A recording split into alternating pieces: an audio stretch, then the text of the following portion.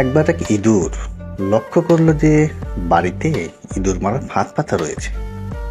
সে খুবই ভয় পেল।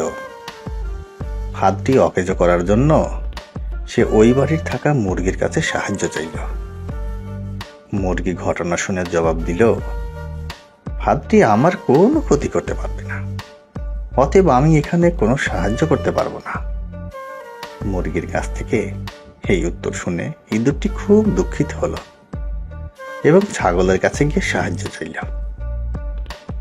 ছাগল ফাঁদের কথা শুনে বলল, ওই ফাঁদ বড়দের জন্য নয়, আমি এখানে তোমাকে সাহায্য করতে পারবো না।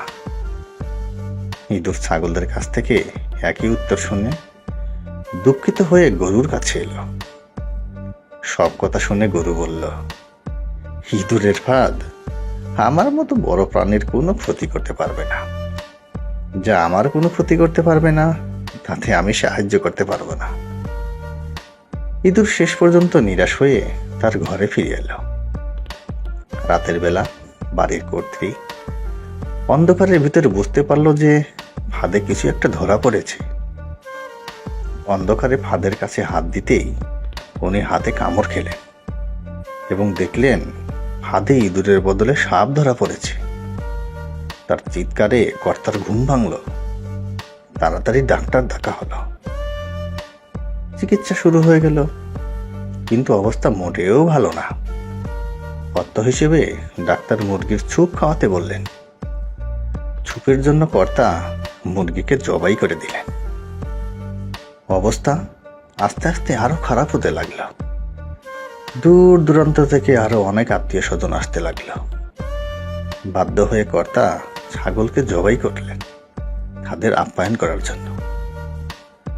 আরো ভালো চিকিৎসার জন্য অনেক টাকা দরকার হতে লাগলো। অবশেষে বাড়ির কর্তা তাদের গরুটিকে কসাইখানায় বিক্রি করে দিল।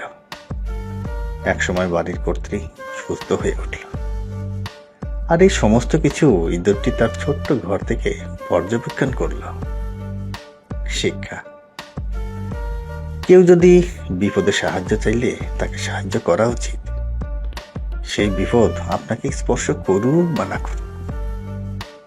যদি কেউ আপনাকে তার সমস্যার কথা শোনায় আর আপনি ভাবেন যে এটা তো আমার সমস্যা নয়, যার সমস্যা তার ব্যাপার, তবে একটু দাঁড়ান আর একবার ভালো করে চিন্তা করুন, আপনার অবস্থাও কখন এমন হতে পারে।